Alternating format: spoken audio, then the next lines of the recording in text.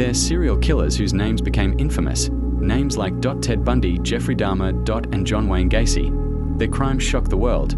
Their stories became documentaries, books, and movies. But hidden among the most disturbing cases in American history, there is another killer, a man whose crimes were just as horrifying. A man who murdered again and again and again, yet somehow, most people have never heard his name. No headlines for decades, no Hollywood films, no viral documentaries, but investigators who work the case say something chilling. They believe he may have been one of the most sadistic killers America has ever seen. This is the story of Robert Ben Rhodes, and the nightmare that traveled America's highways. In the early 1980s, truck stops across America were busy places, long highways, endless miles of asphalt, and thousands of truck drivers traveling coast to coast. Among them was one man, a quiet truck driver, a man who rarely attracted attention. His name was Robert Ben Rhodes. To strangers, he looked ordinary, tall, soft-spoken, calm. He worked as a long-haul truck driver, traveling across multiple states every week. But inside the cab of his truck, investigators would later discover something horrifying: a hidden torture chamber, metal restraints, chains, handcuffs bolted to the walls, and photographs. Dozens of photographs, images of terrified women who were never seen again. But for years, no one knew.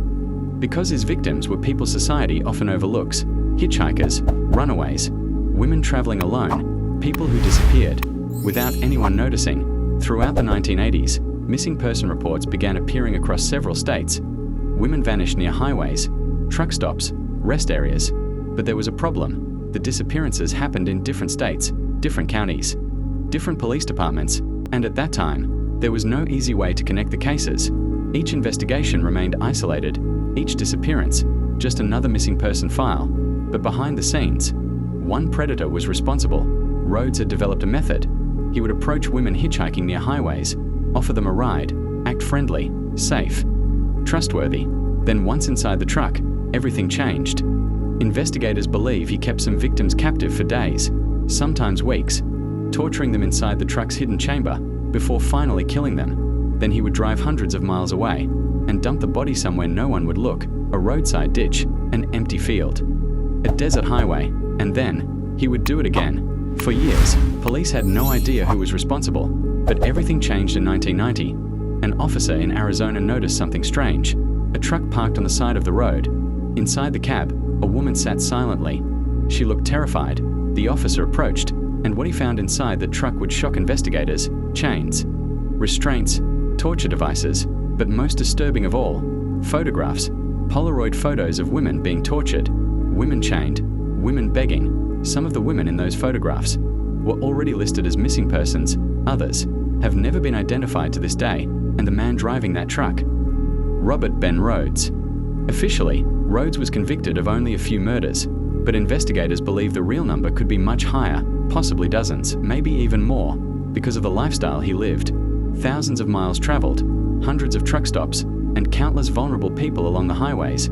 Many experts believe he may have been responsible for disappearances across multiple states, but proving those cases is nearly impossible. Because in many situations, there were no witnesses, no bodies, no crime scenes, just a missing person file and a photograph found inside a killer's truck. Today, Robert Ben Rhodes is serving life in prison, but his case still haunts investigators. Because of the photographs, many of the women in those images have never been identified. Their families may still be searching, still waiting, still wondering what happened, and somewhere in old police files, there may still be clues that have not yet been discovered. When people talk about the most infamous serial killers in history, names like Ted Bundy or Jeffrey Dahmer are usually mentioned. But the story of Robert Ben Rhodes reveals something even more disturbing. Sometimes the most dangerous predators aren't the ones everyone knows. Sometimes they are the ones hiding in plain sight, driving past us on the highway, just another truck on the road, and somewhere out there may still be victims whose stories have never been told. If you enjoyed this documentary, consider subscribing for more true crime stories that uncover the darkest cases in history, because sometimes the most terrifying stories are the ones no one talks about.